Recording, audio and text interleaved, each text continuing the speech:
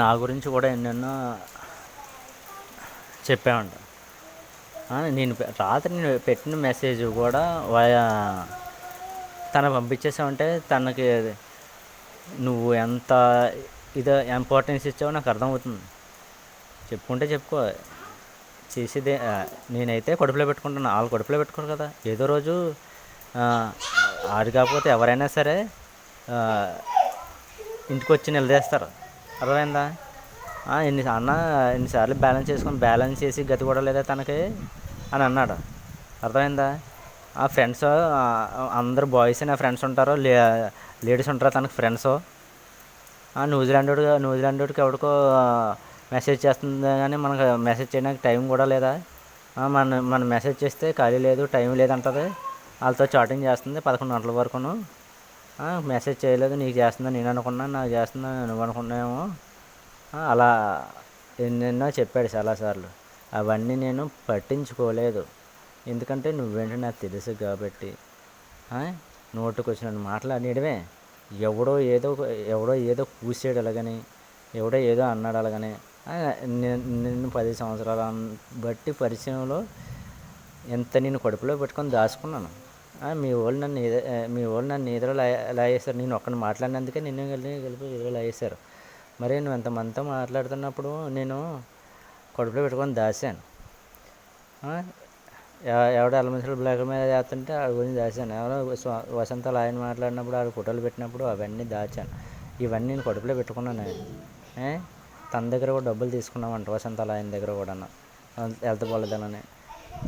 ఇవన్నీ కూడా నేను అవన్నీ దాచాను.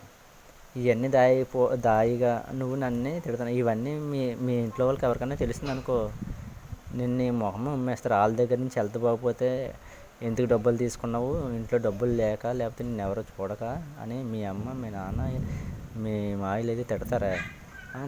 అలాగని నేను కడుపులో పెట్టుకొని దాచుకున్నాను. నువ్వేమో ఆడి దగ్గర చెప్తున్నా గురించి బ్యాడ్గాన. ఎవడో ఆ గౌతమ్ దగ్గర. గౌతమ్ ఏమో నేనేదో తప్పు అనేసినట్టేమో ఆడే నీ దగ్గర చెప్పడం, నువ్వేమో నా మీద రైలు ఆడుకోవడం. రాయవరాడు వచ్చాడు గౌతమ్, చాక్లెట్లు బిస్కెట్లు ఏదో వాచ్ పెట్టుకుని వచ్చాడంట. అవన్నీ అట్టుకొని వచ్చినప్పుడు నాతో చెప్పడానికి ఇలా గౌతమ్ వచ్చాడని చెప్పడానికి నీకు ఏమైంది? నా దగ్గర దాయవలసిన అవసరం వచ్చింది. నేను నాలుగు నమ్మిన వ్యక్తి దగ్గర నువ్వు దాయవలసిన అవసరం వచ్చింది. ఆడు చెప్పాడు, నిన్న కాక మొన్న పరిచయం అయినాడు గౌతమ్ చెప్పాడు, అన్న తనకు చాక్లెట్లు వాచ్ పెట్టుకుని వచ్చాను, రాయవరం రమ్మంది, ఆ బాబుని తీసుకొని వచ్చింది. నిన్ను రాయవరం ఎందుకు వెళ్ళామని అడిగినందుకు నీకెందుకు అని సమాధానం చెప్పు. అదా నీ సమాధానం? అయ్యో ఇలా గౌతమ్ వచ్చాడు, చాక్లెట్ బిస్కెట్లు తెచ్చాడు అని చెప్పావా? చెప్పలేదే. నీకెందుకని సమాధానం చెప్తున్నాను. నేను చేయగా ఫోన్ చేస్తేనే మళ్ళీ నెంబర్ వాట్సాప్ బ్లాక్లో పెట్టేసావు. ఏదో నీ బుర్ర ఏదో నేను తినేసేసావు, నీ ఇంటికి వచ్చేది టార్చర్ పడేసినట్టు, నిన్నేదో నీ పరువు తీసేసినట్టు. ఇంకా నువ్వు నన్ను వీధిలో లాగేస్తాను, పోలీస్ కంప్లైంట్. ఇవన్నీ నేను దాయిగాన నిన్నేమో గుట్టుగా నేను ఉంచుతాను, నువ్వు వీధిలో లాగేస్తా. ఆల్రెడీ ఒకసారి లాగేశారు వాళ్ళు, సగం కొంప అయిపోయింది. ఉన్నక్కడ కొంప చేసేసుకుంటానంటే చేసేసుకో.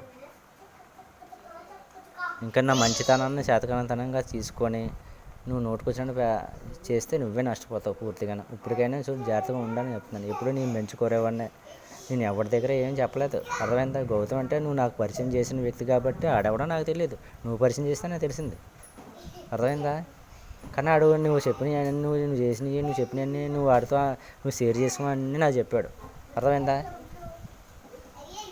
అవన్నీ నేను చెప్పదలుచుకోలేదు.